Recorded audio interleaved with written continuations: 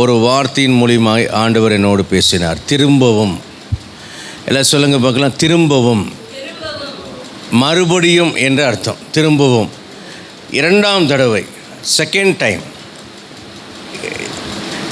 யோவான் 10:10 சொல்கிறார், நான் ஜீவன் உண்டாயிருக்கும், அந்த ஜீவன் பரிபூர்ணப்படவும் வந்தேன் என்று. மத்தேயு 19:10 சொல்கிறார், இழந்து போனதை தேடவும் ரட்சிக்கவுமே மனுஷகுமாரன் வந்தார்.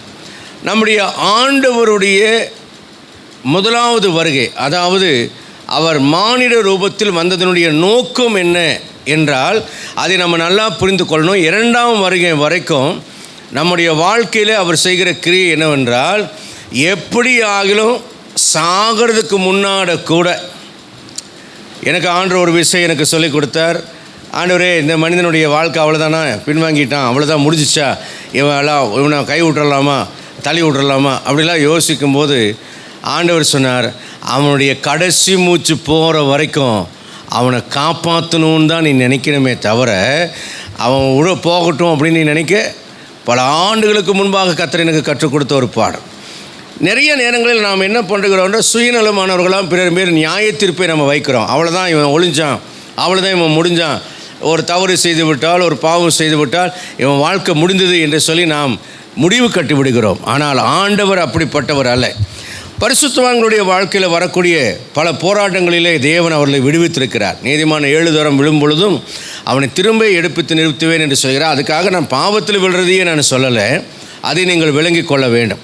இங்கே வாசிக்கிற முதலாவது காரியமாக தாவீதை குறித்தே 3 காரியத்தை நான் உங்களுக்கு சொல்லி நான் முடிக்க விரும்புகிறேன். முதலாவது காரியம், இழந்து போன தாவீது. ரெண்டாவது காரியம், தொலைந்து போனதை தேடும் தாவீது. மூன்றாவது காரியம், விழுந்து போன தாவீதின் கூடாரம்.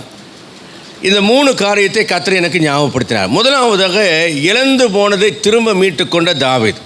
1 சாமுவேல் 30 6, 7, 8 வசனங்களில் வாசிக்கும்போது தாவீது மிகவும் நெருக்கப்பட்டான். ஏனென்றால் அமலேக்கியர் வந்து சிக்கலாக மேல் அவன் குடியிருந்த சிக்கலாக என்கிற அந்த பட்டணத்தை சுட்டரித்து அவனுடைய மனைவி, பிள்ளைங்க எல்லாரையும், சொத்து பத்து எல்லாத்தையும், அவனுடைய மக்களுடைய எல்லாரையும் பிடிச்சிட்டு போயிட்டாங்க. தாவீது ரொம்ப நெருக்கப்படுறான். கூட இருக்கிறவங்களாம் கல்லெறியணும்னு அவனை பேசிக்கொள்கிறாங்க, கொல்லணும்னு சொல்லிட்டு. ஆனால் வசனம் சொல்கிறது, தாவீது தன் தேவனாகிய கர்த்தருக்குள் தன்னை திடப்படுத்தி கொண்டான். இப்போ ஆண்டவரிடத்தில் தாவீது விசாரிக்கிறான், ஆண்டவரே, அதை நான் மீண்டும் திருப்பிக் கொள்வேனா? நான் இழந்துட்டேன் ஆண்டவரே, ஏமாந்துட்டேன் ஆண்டவரே, எல்லாமே என்னை விட்டு போயிடுச்சு. சில நேரத்தில் உங்கள் நகை அடமானத்துக்கு போயிருக்கோம், உங்கள் வீடு அடமானத்துக்கு போயிருக்கோம், உங்களுடைய சூழ்நிலைகள் எல்லாம் மீட்க முடியாத தொலைவிற்கு போயிடும், எங்கே இருக்குதுன்னு கூட தெரியாது. சில நேரத்தில் எந்த வழியில் போகிறது, யார்கிட்ட ஆலோசனை கேட்குறது, இந்த பிரச்சனையை எப்படி தீர்க்கிறதுன்னு கூட நமக்கு தெரியாது. அப்படிப்பட்ட ஒரு நெருக்கடியான காலகட்டங்களில் திகைத்து போனவர்களாக நாம் இருப்போம். நம்ம இழந்து போயிருப்போம், தாவீதை போல ஏமாந்து போயிருப்போம், நம்ம மோசம் போக்கப்பட்டிருப்போம், நாம் ஏமாற்றப்பட்டிருப்போம், நாம் வஞ்சிக்கப்பட்டிருப்போம். அப்போ என்ன பண்ணுறதுனே தெரியாத நிலைமையில் நாம் நெருக்கப்பட்டிருக்கும் போது எல்லாரும் சொல்லுவாங்க, உன்னால் தான், நீ தான் ஏன் இந்த வேலையை பண்ணின, நீ தான் இந்த மாதிரிலாம் பண்ணின அப்படின்னு நம்மை பார்த்து குற்றம் சொல்லுகிறவர்களாய் காணப்படக்கூடிய ஒரு நேரத்தில் அங்கே நாம் தனிமையை நாம் உணர்வோம். இன்னொரு வசனம் சொல்லுகிறது, ரூத்தின் புஸ்தகத்தில் நம்ம வாசிக்கும்போது, ரூத்தின் புஸ்தகத்தில் 1 அதிகாரம் 5 வசனத்தில் அவளுக்கு புருஷனும் 2 மகன்களும் 2 மருமகள் இருந்தார்கள். கணவனும் இறந்து போனார், 2 பசங்களும் இறந்து போனாங்க. வேதம் சொல்கிறது, அந்த ஸ்திரீ அழகாக சொல்லப்படுது, அந்த ஸ்திரீ எல்லாற்றையும் இழந்து தன் புருஷனையும் தன் பிள்ளைகளையும் இழந்து தனித்தவளானாள். இந்த தனித்தவள் நம்முடைய சொந்த வீட்டுக்குள்ளே உறவுகளுக்கு மத்தியில் நாம் தனித்து வாழ்கிறது போல் ஒரு கஷ்டம் வேறு எதுவுமே கிடையாது. யாரும் முகம் கொடுக்க மாட்டாங்க, யாரும் பேச மாட்டாங்க. இவனால தானே நம்ம கேட்டால் நம்மளை ஒதுக்கி வச்ச மாதிரி வச்சுருப்பாங்க, நம்ம தனியாக இருப்போம். அதாவது சொல்ல, நான் வீட்டின் மேல் தனித்திருக்கும் ஒரு குருவியை போல் இருக்கிறேன் என்று சொல்லுகிறான். நம்ம கிட்ட கலகலப்பாக பேச மாட்டாங்க, நம்ம வந்தால் டக்குன்னு பேச்சை நிப்பாட்டிடுவாங்க, நம்ம போகிற வரைக்கும் எதுவுமே கண்டுக்க மாட்டாங்க. வீட்டுக்குள்ளேயே நம்ம ஒதுக்கி வைக்கப்பட்டவங்களாக இருப்போம். அந்த ஸ்திரீ தனித்தவளானால் தனிமைப்படுத்தப்பட்டவர்களாக நம்ம வாழ்ந்து கொண்டிருக்கலாம். ஆனால் வேதம் சொல்கிறது அந்த ஸ்திரீயினுடைய வாழ்க்கையில் ஒரு கசப்பு இருந்தது. 20ஆம் வசனத்தில் சொல்கிறார், நகோமி என்றால் அவள் இன்பமானவள், மதுரமானவள், ஆசீர்வதிக்கப்பட்டவள் என்ற அர்த்தம். ஆனால் அவள் சொல்கிறேன், என்ன நகோமின்னு சொல்லாதீங்க, நான் ரொம்ப கசப்பை கண்டிருக்கிறேன், ஆண்டவர் என் வாழ்க்கையில் கசப்பை கொடுத்துட்டாரு, வேதனை கொடுத்துட்டாரு, என்னை மாறாள் என்று சொல்லுங்கள் என்று சொல்கிறார். அதே போல் சிம்சோனின் குறித்து நீங்கள் படிச்சிங்கன்னா நியாயாதிபதி புஸ்தகம் 16ஆம் அதிகாரம் 22ஆம் வசனத்தை நீங்கள் படித்து பார்த்தீங்கன்னா, அதுக்கு முன்னால் படிக்கும்போது அவனுடைய தலைமயிரை சிறைச்சாங்க, அவனுடைய பலம் அவனை விட்டு நீங்கிறதுனால வெறும் சாதாரணமான வேடிக்கை காட்டுகிற ஒரு மனுஷனாக மாறினான். கண்களை இழந்தான், மகிமையை இழந்தான், அதிகாரத்தை இழந்தான், ஆவியானவரை இழந்து அவன் தனித்தவனாய் வெண்கல விலங்குகள் போட்டப்பட்டு மாவரைத்து கொண்டவனாய் இருந்தான். ஆனால் வேதம் என்ன சொல்கிறது என்று நீங்கள் பாருங்கள். 16ஆம் அதிகாரம் 22ஆம் வசனம் சொல்கிறது, அவன் தலைமையே சிரைக்கப்பட்ட பின்பு திரும்பவும் முளைத்தது. ஒரு அல்லேலூயா சொல்லலாமா? திரும்பவும் முளைத்தது. நம்முடைய வாழ்க்கையில் நம்மை பிசாசு எத்தனை தடவை மொட்டை அடித்தாலும் கவலைப்படாதீங்க. உங்கள் தலைமயிரை முளைக்க வைக்கக்கூடிய வல்லமை தேவனுக்கு இருக்கிறது. உங்கள் ஆசீர்வாதத்தை திரும்ப தரக்கூடிய வல்லமை தேவனிடத்தில் இருக்கிறது. உங்களுக்கு ஆவிக்குரிய பலனை தரக்கூடிய வல்லமை தேவனிடத்தில் இருக்கிறது. மறுதலித்த பேதுருவைத்தான் 3000 பேரை ரட்சிக்கிற ஒரு பிரசங்கத்தை செய்ய வைத்தார். அல்லேலூயா. 3 தடவை மறுதலித்தான். ஒரு தடவைக்கு 1000 ஆத்துமாக்கள் என்கிற வீதம் அவன் ஆண்டவர் அறிக்கை செய்து பிரசங்கித்தனுடைய விளைவு, எந்த வாயில மறுதளிச்சானோ அதே வாயினால 3000 பேரை ஒரு பிரசங்கத்தில் ரட்சிக்க கர்த்தர் உதவி செய்தார். சபைகளை அழித்து கொண்டிருந்த சவுலை ஆண்டவர் அநேக சபைகளை கட்டக்கூடிய ஒரு சவுலாக கர்த்தர் ஆசீர்வதித்தார். அல்லேலூயா. அதனால உங்கள் கடந்த காலம் என்ன சொல்லுகிறது என்று பார்க்காதீங்க, அதுக்கு நேர் எதிராக உங்கள் வருங்காலத்தை ஆசீர்வதிக்க கர்த்தர் வல்லவராக இருக்கிறார். யோபு எல்லாவற்றையும் இழந்து போனான். ஆனாலும் யோபினுடைய வாழ்க்கையில் நீங்கள் பார்த்தீங்கன்னா, அவன் இழந்து போனதுக்கு பதிலாக இரட்டத்தினையாய் தந்து கர்த்தர் அவனை ஆசீர்வதித்தார் என்று பார்க்கிறோம். அப்போ இங்கே முதலாவது காரியம், இழந்து போனதை திரும்ப பெற்றுக்கொண்ட தாவீது. இழந்து போயிருக்கிறீர்களா? இன்றைக்கு காலை வேளையில் நீங்கள் எதையாக இழந்து விட்டேன், அன்றைய மேன்மையை இழந்து விட்டேன், என் வேலையை இழந்து விட்டேன், என் பணத்தை இழந்து விட்டேன், என் வருமானத்தை இழந்து விட்டேன், என் ஆசீர்வாதத்தை இழந்து விட்டேன், என் சமாதானத்தை இழந்து விட்டேன், ஒருவேளை என் பரிசுத்தத்தை இழந்து விட்டேன், அன்றைய என் பலனை இழந்து விட்டேன், நம்பிக்கையை இழந்து விட்டேன், என் விசுவாசத்தை இழந்து விட்டேன், என் உறவுகளை இழந்து விட்டேன், நம்பிக்கையே எனக்கு போய்விட்டது என்று சொல்கிறீர்களா? கர்த்தர் சொல்லுகிறார், இழந்து போனதை நான் திரும்பவும் தருவேன் என்று கர்த்தர் சொல்லுகிறார். அல்லேலூயா.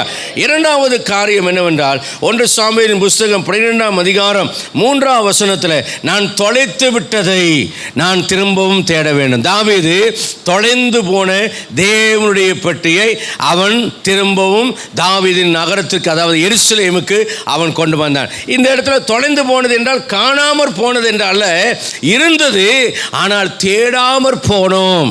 வேதம் வாசிக்கலாம். 1 நாளாகமம் 12ஆம் அதிகாரம் 3ஆம் வசனம். 1 நாளாகமம் 12:3.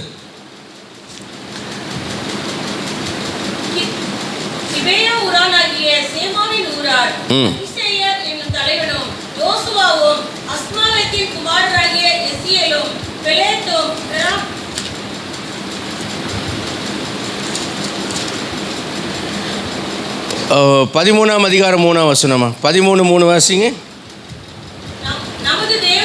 நமது தேவனுடைய பெட்டியை திரும்ப நம்மிடத்திற்கு கொண்டு வருவோமாக. சவுலின் நாட்களிலே அதை தேடாதே போனோம். ஒரு அல்லேலூயா சொல்லுவோமா? நல்ல உற்சாகம் ஒரு அல்லேலூயா சொல்லுவோம். சவுலின் நாட்களிலே அதை தேடாது போனோம். ஆகவே தேடாமற் போனதை கண்டுகொள்ளாமற் போனது. எது கண்டுகொள்ளாமற் போனது? தேவனுடைய உடன்படிக்கை பற்றி கண்டுகொள்ளாமற் போனது. ஏன் கண்டுகொள்ளாமற் போனது? தேவனுடைய உடன்படிக்கை பற்றிக்குள்ளே 3 காரியம் இருந்தது. ஆரோனுடைய துளிர்த்துக்கோள், அது உடன்படிக்கையை குறிக்கிறது. இரண்டாவதாக கற்பனைகள் 2 வைக்கப்படுகிறது, அது தேவனுடைய கட்டளைகளை வைத்திருப்பதை குறிக்கிறது. மூன்றாவது மன்னா வைக்கப்பட்ட பொற்பாத்திரம் தேவனுடைய வார்த்தையை குறிக்கிறதாக இருக்கிறது. அல்லேலூயா. ஒரு தேவனுடைய பிள்ளையினுடைய வாழ்க்கையில் தேவனோடு செய்கிற உடன்படிக்கை, தேவனுடைய கட்டளைகளை நம்முடைய இதயத்தில் சுமத்தல், மூன்றாவது தேவனுடைய வார்த்தையின்படி நம்ம சுகமாக நம்ம பத்திரமாக கீழ்ப்படிந்து வாழ்கிற வாழ்க்கை நமக்கு அவசியம். ஏன்னா மனுஷன் அப்பத்தினால மாத்திரமல்ல, தேவனுடைய வாயிலிருந்து புறப்படுகிற வார்த்தையினாலே பிழைப்பான். இப்போ இது வைக்கப்பட்டிருக்கிற அந்த அந்த உடன்படிக்கை பட்டியின் மேலே தான் தேவனுடைய மகிமை தங்கியிருக்கும். இதை என்ன பண்ணாங்க, ஏலியின் காலத்தில் ஆசாரிகள் சரியில்லை, அவங்க யுத்த காலத்துக்கு கொண்டு வந்தாங்க. ஆனாலும் பெலிஸ்தர் யுத்தம் பண்ணி தேவனுடைய பட்டியை பிடித்தாங்க. கர்த்தரால் உண்டான பயங்கரம் அவர்கள் மேலும் அவர்கள் தேவன் மேலே வந்தபோது அவங்க இந்த கிரியாத் யாரீமுக்கு காளைகள் மேலே வச்ச உடன்படிக்கை பட்டியை இந்த பரிசுத்தமான தேவனுக்கு முன்பாக நிற்கத்தக்கவன் யார் என்று சொல்லி அந்த உடன்படிக்கை பட்டியை அனுப்பி வைத்தாங்க. இப்போ கிரியாத் யாராமின் வீட்டில், அமினதாபின் வீட்டில் அது வைக்கப்பட்டிருக்கிறது. அப்போது சவுலின் நாட்களிலே ஒரு நாளாகவே இவன் உயர்த்தப்பட்ட பின்பு தேவனுடைய உடன்படிக்கை பற்றி போய் தேடுவோம், பார்ப்போம், விசாரிப்போம் என்று அவன் செய்யவில்லை. இஸ்ரவேல் ஜனங்களுக்கு உடன்படிக்கை பற்றி அவசியம். அப்படியானால் அவன் எதை தேடவில்லை? சவுல் தேவனுடைய உடன்படிக்கையை தேடவில்லை, தேவனுடைய கட்டளைகளை தேடவில்லை, தேவனுடைய வார்த்தையை தேடலை. கடைசியில் அவன் யார்கிட்ட போய் வார்த்தை கேட்க வேண்டியது? குறி சொல்லும்படியான ஒரு ஸ்திரீகிட்ட போய் தேவனுடைய வார்த்தையே தேட வேண்டியதாக இருந்தது. ஆனால் தான் நெருக்கப்படுகிற நாட்களிலெல்லாம் தேவனையே தேடின தாவீது இப்போ அந்த உடன்படிக்கை பெட்டியின் மேலே அவன் வாஞ்சையாய் பல நாட்கள் காத்திருந்தான். ராஜா வானோடனே அவன் செய்கிற முதல் வேலை சவுலின் நாட்களில் தேடாமற் போனோம். ஏன் தேவையில்லை? மாம்சம், சவுலுக்குள்ளே மாம்சம் இருந்தது, நான் என்கிற அகங்காரம் இருந்தது, பெருமை இருந்தது, மேட்டும் இருந்தது. ஆகவே அவன் தன்னுடைய புய பலத்தினாலே, மாம்ச பலத்தினாலே எதையும் சாதித்து விடலாம், பண பலத்தினால, அதிகார பலத்தினால் சாதித்து விடாமல் நினைத்தான். அவன் விழுந்து போனான். ஆனால் தாவீதோ கர்த்தருடைய கிருபையே சார்ந்தவன். அவருடைய உடன்படிக்கையும் அவருடைய கட்டளையும் அவருடைய வார்த்தைகளையும் தேடினான். விளைவு தேவனுடைய உடன்படிக்கை பெட்டியை தேடினான். இன்னைக்கு பெட்டி இருந்தாலும் தேடாமற் போகிறதுனாலே நாம் தொலைத்து விடுகிறோம். இன்னைக்கு நம்முடைய வாழ்க்கையில் தொலைத்து விட்ட விஷயங்கள் என்னவென்றால், தேவனுடைய உடன்படிக்கை பெட்டி எங்கே இருக்கிறதோ அங்கே ஆசீர்வாதம் இருக்கிறது. அல்லேலூயா. 1 சாமுவேல் 6ஆம் அதிகாரத்தில் 10-11 வசனத்தை படித்து பாருங்க. 1 சாமுவேல் புஸ்தகம் 6ஆம் அதிகாரம் 10, 11, 12 வசனம். அந்த மனுஷர் அப்படியே செய்து 2 கறவை பசுக்களை கொண்டு வந்து அவைகளை வண்டியிலே கட்டி அவைகளின் தட்டுப்பட்டிகளை வீட்டிலே அடைத்து வைத்து கர்த்தருடைய பெட்டியையும் பொன்னால் செய்த சுண்டலிகளும் தங்கள் மூல வியாதியின் சாயலான சொருபங்களை வைத்திருக்கிற சிறிய பெட்டியையும் அந்த வண்டியின் மேல் வைத்தார்கள். அப்பொழுது அந்த பசுக்கள் வாசி 1 நாளாகவும் 16, 1-2 வசனங்களை வாசிக்கலாம். அவர்கள் தேவனுடைய பெட்டியை உள்ளே கொண்டு வந்தபோது தாவீது அதற்கு போட்ட கூடாரத்தின் நடுவே அவர்கள் அதை வைத்து தேவனுடைய சந்நிதியில் சர்வாங்க தகன பலிகளையும் சமாதான பலிகளையும் செலுத்தினார்கள். தாவீது சர்வாங்க தகன பலிகளையும் சமாதான பலிகளையும் செலுத்தி தீர்ந்த பின்பு அந்த ஜனத்தை கர்த்தருடைய நாமத்திலே ஆசீர்வதித்து புருஷர் தொடங்கி ஸ்திரீகள் மட்டும் இஸ்ரவேலராகிய அனைவரும். நீ முதல்ல தப்பாக வாசி. 2 சாமுவேல் 6ஆம் அதிகாரத்தில் நான் 10-11 வசனத்தை வாசிக்கிறேன். அது நான் வாசிக்கிறேன். அன்றைய தினம் கர்த்தருக்கு பயந்து கர்த்தருடைய படி இடத்தில் வருவது எப்படி என்று சொல்லி அதை தன்னிடத்தில் தாவீது நகரத்தில் கொண்டு வர மனதில்லாமல் கித்தீனாகிய ஓபேத்-ஏதோமின் வீட்டிலே கொண்டு போய் வைத்தான். கர்த்தருடைய படி கித்தீனாகிய ஓபேத்-ஏதோமின் வீட்டிலே 3 மாதம் இருக்கையில் கர்த்தர் ஓபேத்-ஏதோமையும் அவன் வீட்டாரையும் அனைவரையும் ஆசீர்வதித்தார். தேவனுடைய பட்டி நிமித்தம் கர்த்தர் ஓபேத்-ஏதோமின் வீட்டையும் அவனுக்கு உண்டான எல்லாவற்றையும் ஆசீர்வதித்தார் என்று தாவீது ராஜாவுக்கு அறிவிக்கப்பட்டது. அப்பொழுது தாவீது தேவனுடைய பட்டியை ஓபேத்-ஏதோமின் வீட்டிலிருந்து தாவீது நகரத்துக்கு மகிழ்ச்சியுடன் கொண்டு வந்தான். அல்லேலூயா. தேவனுடைய பெட்டி எங்கே இருக்கிறதோ அங்கே கர்த்தர் தம்முடைய ஆசீர்வாதத்தை ஊற்றுகிறார். எங்கே தேவனுடைய உடன்படிக்கை கை கொள்ளப்படுகிறதோ, எங்கே கர்த்தருடைய கட்டளைக்கு கீழ்ப்படுதல் உண்டாயிருக்கிறதோ, எங்கே கர்த்தருடைய வார்த்தையை நாம் சுமக்கிறோமோ அங்கே கர்த்தர் நம்மை ஆசீர்வதிக்கிறார். அல்லேலூயா. ஓபேத்-ஏதோம் வீட்டில் வச்சு பார்க்குறான். ஓபேத்-ஏதோம் வீட்டை கர்த்தர் ஆசீர்வதித்தார் என்று கண்டபோது தாவீது தைரியமாக கர்த்தருடைய உடன்படிக்கை பட்டியை கொண்டு வருகிறார். இன்றைக்கு நாம் என்னத்தை இழந்திருக்கிறோம், என்னத்தை தொலைத்திருக்கிறோம் என்றால், தேவனுடைய உடன்படிக்கையை தொலைத்திருக்கிறோமா? தேவனுடைய கற்பனைகளுக்கு கீழ்ப்படியாமல் தொலைத்து விட்டோமா? தேவனுடைய வார்த்தைகளுக்கு கீழ்ப்படியாமல் தொலைத்து விட்டோமா? திரும்பவும் கர்த்தருடைய வார்த்தையை கொண்டு நாம் திரும்புவோம் என்று கர்த்தர் சொல்கிறார். அல்லேலூயா. என்றைக்குமே நம்மளுக்கு ஆசீர்வாத குறைபாடு குறைபாடுகள் வரும்போது நாம் ஒன்றை சரி செய்யணும். ஏன்னா கர்த்தரோடு இருக்கிற உடன்படிக்கையை நாம் சரி செய்ய வேண்டும். அல்லேலூயா. இதுக்கு 1 சாமுவேல் 16ஆம் அதிகாரத்தில் 1 நாளாகவும் 16ஆம் அதிகாரம் 1-2 வசனத்தில் வாசிக்கும் போது தாவீது உடன்படிக்கை பட்டிய தேவனுடைய நகரத்திற்கு கொண்டு வந்த உடனேயே அவன் என்ன செய்கிறான் என்றால் அதற்கு பலி செலுத்துகிறான். என்ன பலி செலுத்துகிறான்? அவர்கள் தேவனுடைய பெட்டியை உள்ளே கொண்டு வந்தபோது தாவீது அதற்கு போட்டா கூடாரத்தின் நடுவில் அதை வைத்து தேவனுடைய சந்நிதியில் சர்வாங்க தகன பலிகளையும் சமாதான பலிகளையும் செலுத்தினார்கள். தாவீது சர்வாங்க தகன பலிகளையும் சமாதான பலிகளையும் செலுத்தி தெரிந்த பின்பு அவன் ஜனத்தை கர்த்தரின் நாமத்தினாலே ஆசீர்வதித்தான். அல்லேலூயா. அப்படின்னா என்ன அர்த்தம்? சர்வாங்க தகன பலியில் என்ன? தேவனுடைய உடன்படிக்கையிலையும் கட்டளைகளிலேயும் வார்த்தைகளுக்கும் நம்ம ஒப்பு கொடுக்கும்போது நம்முடைய ஆவி ஆத்மா சரீரத்தை சர்வ அங்கமும் ஆண்டவருக்கு பலியாக அவருடைய ஆவியிலே ஒப்பு கொடுக்கப்பட வேண்டும். அல்லேலூயா. என்ன சமாதான பலி என்பது என்ன? தேவன் மேலே மனஸ்தாபம் அல்லது தேவனுக்கு நமது மேலே மனஸ்தாபம், உறவில் ஏற்பட்ட ஒரு விரிசல் இருக்குமானால் தேவனோடு நாம் ஒப்புரவாக வேண்டும். அதான் பவுல் சொல்கிறார், ஒப்புரவாக்குதலின் ஊழியத்தை எங்களுக்கு கொடுத்து மனுஷரையும் தேவனை நாங்கள் ஒப்புரவாக்குகிறோம் என்று சொல்கிறார். அல்லேலூயா. அப்படின்னா இந்த நாட்களில் நாம் ஆண்டவரோடு என்ன செய்ய வேண்டும்? அவரோடு ஒப்புரவாக வேண்டும். சங்கீதம் 2 சொல்கிறது, குமாரன் கோபம் கொள்ளாமல் வழியில் நீங்கள் அழியாமல் இருக்கும்படிக்கு அவரை முத்தம் செய்யுங்கள், கொஞ்ச காலத்தில் அவருடைய கோபம் பற்றியறியும் என்று சொல்லப்பட்டிருக்கிறது. அப்படியானால் நாம் குமாரனோடு ஒப்புரவாக வேண்டும், பிதாவோடு ஒப்புரவாக வேண்டும், பரிசுத்த ஆவியானவரோடு ஒப்புரவாகி. சிம்சோன் இழந்தான், ஆனால் திரும்பவும் அபிஷேகத்தை பெற்றுக்கொண்டது போல நாம் திரும்பவும் நாம் என்ன செய்யப்பட வேண்டும் என்றால் நம்ம தொலைத்து போனதை நாம் தேடி கண்டுபிடித்து விட வேண்டும். அல்லேலூயா. இப்போ ஆண்டவர் சொல்கிறார், திரும்பவும் அதன் ஸ்தானத்திலே அதுக்கு போட்ட கூடாரத்தில் கொண்டு வந்து அவன் அதை வைத்தான் என்று எழுதப்பட்டிருக்கிறது. கர்த்தருடைய பரிசுத்தமான நாமத்திற்கு மகிமை உண்டாகட்டும். திரும்பவும் தாவீதின் ஊரில் கொண்டு வந்து அந்த உடன்படிக்கை பெட்டியை, தொலைந்து போன பெட்டியை, அவன் தேடாமல் போன பெட்டியை அந்த ஸ்தானத்தில் கொண்டு வந்து திரும்பவும் அவன் அதை வைத்தான். ஆமென். மூன்றாவதாக நாம் திரும்பவும் செய்ய வேண்டிய தேவன் நமக்காக செய்கிற ஒரு விஷயம் என்னவென்றால் ஆமோஸ் 9ஆம் அதிகாரம் 12ஆம் வசனத்தை படிப்போம். ஆமோஸ் 9ஆம் அதிகாரம் 12ஆம் வசனம். விழுந்து போன தாவீதின் கூடாரத்தை திரும்பவும் எடுப்பித்து அதன் திறப்புகளை அடைத்து பழுதாய் போனவைகளை சீர்படுத்தி பூர்வ நாட்களில் இருந்தது போல அதை ஸ்தாபிப்பேன் என்று இதை செய்கிற கர்த்தர். அல்லேலூயா. மூன்றாவதாக, முதல்ல இழந்து போனதை திரும்பவும் மீட்டுக்கொண்ட தாவீது. மூன்றாவது, தொலைந்து போன தேவனுடைய பெட்டியை திரும்ப மீட்டு கொண்டு வந்த தாவீது. மூன்றாவதாக, விழுந்து போன கூடாரத்தை, தாவீதின் கூடாரத்தை திரும்பவும் எடுப்பித்து நிறுத்தும் தேவனாக ஆண்டவர் நமக்காக கிரியை செய்ய போகிறார். இந்த கூடாரம் என்றால் இது குடும்பத்தை குறிக்கும். கூடாரம் என்றால் நம்முடைய சரீரத்தையும் குறிக்கும். சரீரமாகிய இந்த கூடாரம் என்று சொல்லி நம்ம வேதத்தில் வாசிக்கிறோம். கூடாரம் என்றால் இந்த உலக வாழ்க்கையும் குறிக்கும். கூடாரம் என்றால் நம்முடைய ஆவிக்குரிய வாழ்க்கையும் குறிக்கிறதா இருக்கிறது. கர்த்தர் சொல்கிறார், உங்கள் தனிப்பட்ட வாழ்க்கையானாலும் குடும்ப வாழ்க்கையானாலும் ஆவிக்குரிய வாழ்க்கையானாலும் அதில் திறப்புகள் உண்டாயிடுச்சா? திறப்புகள் என்றால் அந்த டென்ட்டில் நிறைய அந்த துணியை வந்து ஒன்றோடு ஒன்று இணைத்திருப்பார்கள். அந்த இணைக்கப்பட்ட அந்த இணைப்புகளெல்லாம் விரிசலுட்டு கேப் ஆயிடுச்சா? குடும்பத்தில் பிரிவினை இருக்கிறதா? உறவுகளிலே பிரிவினை இருக்கிறதா? தேவனோடு இருக்கிற உறவுகளிலே பிரிவினை இருக்கிறதா?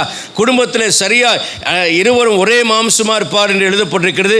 ஆனால் அங்கே ஒரு பிரிவினை வந்திருக்கிறதா? உறவுகள் அன்பு தாழ்ச்சிகளிலே ஒரு திறப்பு வந்திருக்கிறதா? சத்ருவினால் உண்டானதா? ஒரு கசப்பு வந்து விட்டதா? ஒரு பகை வந்து விட்டதா? ஒரு பிரச்சனை வந்து இருக்கிறதா? குடும்பத்தில் ஒரு மனம் இல்லாமல் இசைந்து போகாமல் இருக்கிறீர்களா? கர்த்தர் சொல்கிறார், அதன் திறப்புகளை நான் என்ன செய்வேன்? அடைப்பேன். அதில் பழுதாய் போனதை, ரொம்ப நாள் ஆனதுனால் நஞ்சு போய் விடுபட்டு போயிடும். சில நேரத்தில் வயசானால் கொஞ்சம் அன்பு தணிஞ்சு போயிடும். அக்கிரம மீதியானால் அன்பு தணிந்து போகும். ஆனால் வயசானாலும் என்ன செய்யும்? இந்த 40 வயசு பெண்களுக்கு 42 வயசுக்கு மேலே ஆயிடுச்சுன்னா, ஆண்களுக்கு ஒரு 60 வயசு பக்கம் ஆச்சுன்னா இந்த அன்பெல்லாம் கொஞ்சம் அப்படியே தணிஞ்சு, அப்புறம் அந்த சின்ன வயசில் அப்படியே பின்னால் உட்கார வச்சு கூட்டிட்டு போனதோ அல்லது சுட சுட இட்லி தோசை கைப்பட எடுத்து போட்டதோ அதெல்லாம் மாறி போயிட்டு அங்கே இருக்க எடுத்து போட்டுங்க, அங்கே வச்சுருக்கிற சாப்பிட்டுங்க, அதான் உட்காரு அதான் போ அப்படிங்கிற மாதிரி உறவுகள் மாறிவிடும். ஆனால் கர்த்தர் சொல்கிறார், பழுதாய் போனவர்களை நான் சீர்படுத்துவேன். ஆபிரகாமுடைய சரீரம் பழுதாக போனது, சாராளுடைய சரீரம் பழுதாய் போனது. கர்த்தர் அதை சீர்படுத்தினார், ஒரு ஈசாக்கை கொடுத்தார். அல்லேலூயா. உங்களுடைய வாழ்க்கையில், ஆவிக்குரிய வாழ்க்கையில் நீங்கள் ரொம்ப ஆதியில் கொண்டு வந்த அன்பு இல்லாமல் எபேசு சபையை போல ஆரம்பத்தில் அந்நிய பாஷை தான். சில நேரம் அசுத்தாவிகள் சபையில் ஆடும்போது சபையாரெல்லாம் நான் சொல்லாமையே அந்நிய பாஷை பேசி பயங்கரமாக துதிக்கிறத பார்த்தோன்னே நான் இப்போ ஜெபம் பண்ணுறேன், வாரம் பரிசுத்தாவியானவர் வரணும்னா அதுக்கு என்ன யார் உதவி செய்யணும்? யார் உதவி செய்யணும்? ஒரு அசுத்தாவி வந்து இங்கே ஏதாவது ஒன்று ஒரு சவுண்டு விட்டால் தான் மக்களுக்கு என்ன வருது, எழுப்புது வருது. நம்ம அம்மா கூட சொன்னாங்க, பாஸ்டர் இந்த மாதிரிலாம் வரணும், அப்போ தான் சபையில் எழுப்புதல் வரணும். சபை அப்போ நான் ஒன்று புரிஞ்சுட்டேன், அப்போ பேய் வந்தால் தான் சபையில் எழுப்புதல் வருதே தவிர ஊழியக்காரன் என்ன தட்டினாலும் என்ன வர மாட்டேன்னுது. நான் சொல்ல பாருங்க, ஆண்டவர்கிட்ட இருக்கிற பயத்தை விட பேய்கிட்ட இருக்கிற பயம் தான் மக்களுக்கு அதிகமாக இருக்குது. அதுவல்ல, ஆவிக்குரிய வாழ்க்கையில் அனலாய் மாறணும். பூர்வ நாட்களில் இருந்தது போல என்று கர்த்தர் சொல்கிறார். ஆதியில் இருந்தது போல, ரட்சிக்கப்பட்ட நாட்கள் இருந்தது போல, ஞானஸ்நானம் எடுத்த போது இருந்தது போல. இப்போ எபி ஞானஸ்நானம் கொடுக்கலன்னா பயங்கரமாக அழுதான். இப்போ ஒவ்வொரு நாளும் குடும்ப ஜெபத்தில் அந்த மாதிரி அழுது ஜெபிக்கணும். ஒவ்வொரு நாளும் வேதத்தை வாசிக்கிறதுல அப்படி ஊக்கமாக ஜெபிக்கணும். ஆரம்பத்தில் ஒரு மாதிரி நல்ல வேகமாக ஓடிட்டு போக போக போக நிறைய பேருடைய வாழ்க்கையில் ஸ்லோ டவுன் ஆகிறத நம்ம பார்க்குறோம். இதுதான் பின்மாற்றம். ஆதியில் இந்த அன்பில் நம்ம விழுந்து விடக்கூடாது. கர்த்தர் சொல்கிறார், நான் அது முன் இருந்தது போல அது என்ன செய்வேன், திரும்பவும் ஸ்தாபிப்பேன் என்று கர்த்தர் சொல்கிறார். அப்படி ஸ்தாபிப்பாரானால் என்ன செய்வார் என்று கேட்டால், யோசியா 12ஆம் அதிகாரம் 9ஆம் வசனத்தில் நம்ம படிக்கிறோம். யோசியா 9ஆம் அதிகாரம் 12ஆம் அதிகாரம் 9ஆம் வசனம். ஓசியா 12:9, உன்னை எகிப்து தேசத்திலிருந்து அழைத்து வந்தது முதற்கொண்டு உன் தேவனாகிய கர்த்தராகிய நான் பண்டிகை நாட்களில் செய்யப்படுகிறது போல திரும்பவும் உன்னை கூடாரங்களில் தாபரிக்க பண்ணுவேன். அல்லேலூயா. நல்ல ஒரு அல்லேலூயா சொல்லுங்க. கூடாரங்களில் நீ எப்படி எழுப்புதலாக இருந்தையோ, எகிப்திலிருந்து வந்தபோது நீ எப்படி எழுப்புதலாக இருந்தையோ, ஒவ்வொரு நாளும் உனக்கு பண்டிகையாக இருந்ததோ அதை போல உன் வாழ்க்கை இருக்கும். சில நேரங்களில் ரட்சிக்கப்பட்ட பெற்றோர் இருக்கிற காலங்களில் பார்த்திங்கன்னா ஒவ்வொரு ஞாயிற்றுக்கிழமையும் பண்டிகையாக இருக்கிறது.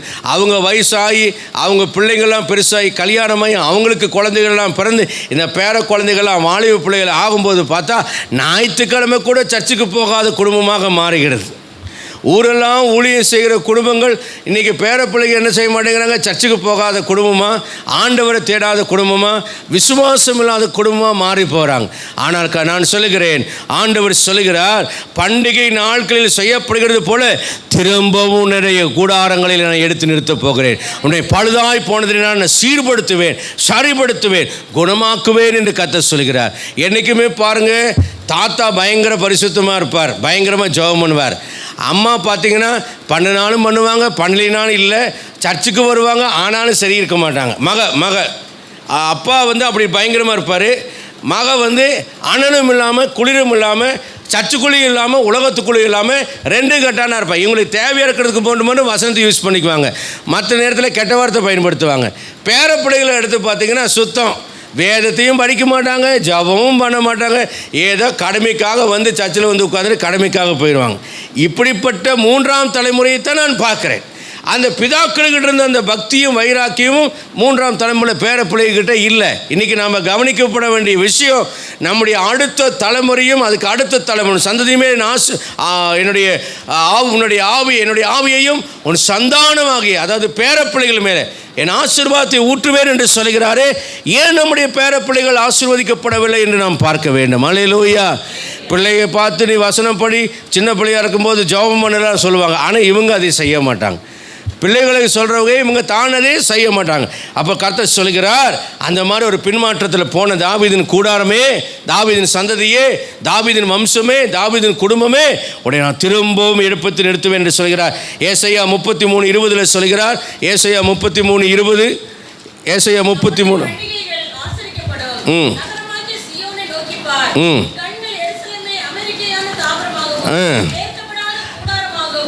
பெயர்க்கப்படாத கூடாரமாக நான் உன்னை ஆசீர்வதிப்பேன் என்று கர்த்தர் சொல்கிறார். அல்லேலூயா சொல்லலாம். இப்போ தாவீதின் கூடாரத்தை என்ன செய்ய முடியாது, விழுந்து போயிருக்குது. ஆனால் இனி விழுந்து போகிற கூடாரமாக அல்ல, இனி பிரிந்து போகிற கூடாரமாக அல்ல, பழுதாய் போகிற கூடாரமாக அல்ல, பழுதாய் போன கூடாரமாய் அல்ல, நான் உன்னை என்ன செய்வேன், பெயர்க்க முடியாத ஒரு கூடாரமாய் ஆசீர்வதிப்பேன் என்று கர்த்தர் சொல்கிறார். அல்லேலூயா. அப்போ கர்த்தர் என்ன செய்கிறார் என்றால், விழுந்து போன தாவீதின் கூடாரத்தை திரும்பவும் அதன் ஸ்தானத்தில் பெயர்க்கப்படாத கூடாரமாய் கர்த்தர் ஆசீர்வதிப்பார். ஆமென்.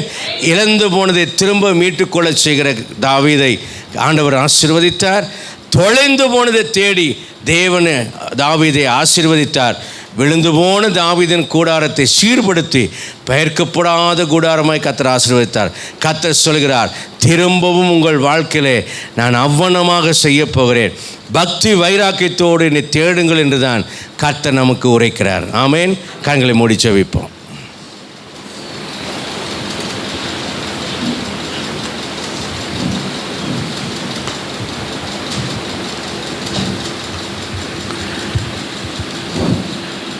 என் அன்புக்குரிய அருமையான கர்த்தருடைய பிள்ளைகளை, தேவ சமூகத்தில் நம்மை தாழ்த்துவோம்.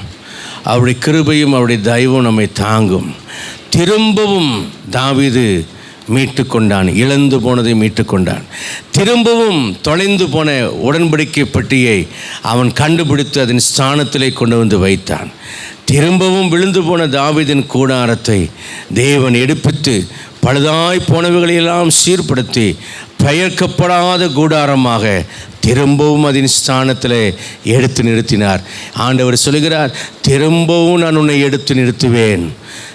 இழந்து போனதையும் தொலைந்து போனதையும் விழுந்து போனதையும் நான் திரும்பவும் எடுப்பித்து நிறுத்துவேன் என்று கர்த்தர் சொல்கிறார். என் அன்புக்குரிய அருமையான கர்த்தருடைய பிள்ளைகளே, நீங்கள் எந்த சூழ்நிலையிலே நீங்கள் இந்த 4 மாதங்களை கடந்து வந்திருந்தாலும் சரி, இன்றைக்கு கர்த்தர் கொடுக்கிற ஒரு வார்த்தை, தேவன் தெளிவாக ராத்திரி வேளையிலே என்னுடைய ஆவியிலே எனக்கு உணர்த்தின வேத வார்த்தைகளை உங்களுக்கு கொடுத்திருக்கிறேன். ஏனென்றால் என் ஆண்டவர் இழந்து போனதை தேடவும் ரட்சிக்கவே மனுஷகுமாரன் வந்தான். நானோ அவைகளுக்கு ஜீவன் உண்டாயிருக்கும், அது பரிபூர்ணப்படவும் வந்தேன் என்று சொன்னார். உங்கள் ஜீவனை பரிபூர்ணப்படுத்த வந்திருக்கிறார். உங்கள் ஜீவனை அழிக்க வரவில்லை.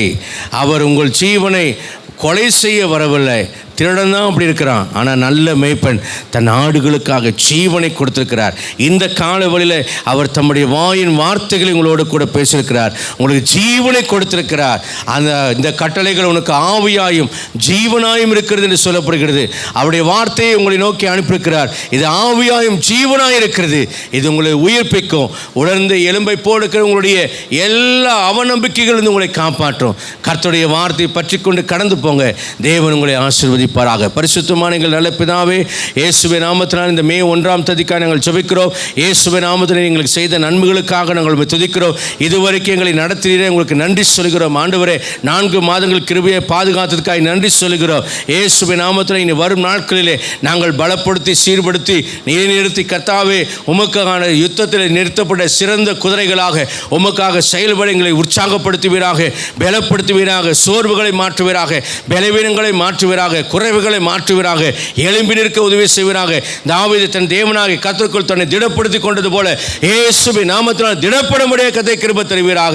ஆண்டவரே, ஆசீர்வதிக்கிற தெய்வம், உயர்த்துகிற தெய்வம், மகிமைப்படுத்துகிற தெய்வம், ஒருவராலும் அசைக்கப்பட முடியாதபடி எங்களை கட்டி எழுப்புகிற தெய்வம். அவர் கட்டினால் அவரை அதை இடிப்பவன் யார் என்று கர்த்தாவே நாங்கள் வேதத்தில் கேட்க வாசிக்கிறோம். ஆண்டவரே, ஒரு ஜனத்துக்காக ஒரு ராஜ்யத்துக்காக ஒரு சமாதானத்தை அருளினால் அவர்களை கலங்க பண்ணுகிறவன் யார் என்று வேதத்தில் வாசிக்கிறோம். அந்த வார்த்தைகளை எங்களை விசுவாசிக்கிறோம். நீர் எங்களுக்கு தந்திருக்கிற சமாதானம், நீர் எங்களுக்கு தந்திருக்கிற நன்மைகள், நீர் எங்களுக்கு தந்த ஆசீர்வாதங்களுக்காக நம்ம துதிக்கிறோம். விசேஷித்த விதமாக இந்த காலை வேளையிலே திரும்பவும் என்று சொல்லி எங்களுக்கு நீர் தந்த நல்ல வார்த்தைகளுக்காக ஸ்தோத்திரம். இந்த வார்த்தைகள் ஆவியாய் ஜீவனாய் எங்களுடைய வாழ்க்கையை உயிர்ப்பிப்பதற்காக ஸ்தோத்திரம். இயேசுவின் நாமத்தினாலே எங்கள் நரம்புகள் எலும்புகளிலே அக்கினியை போல இறையுண்டு என்னுடைய அனல் மூட்டி எழுப்புகிறதுக்காக ஸ்தோத்திரம். நாங்கள் எழும்பி நிற்கும்படியாக எங்களை ஆசீர்வதிப்பதற்காக ஸ்தோத்திரம். எங்களை திடப்படுத்துவதற்காக ஸ்தோத்திரம்.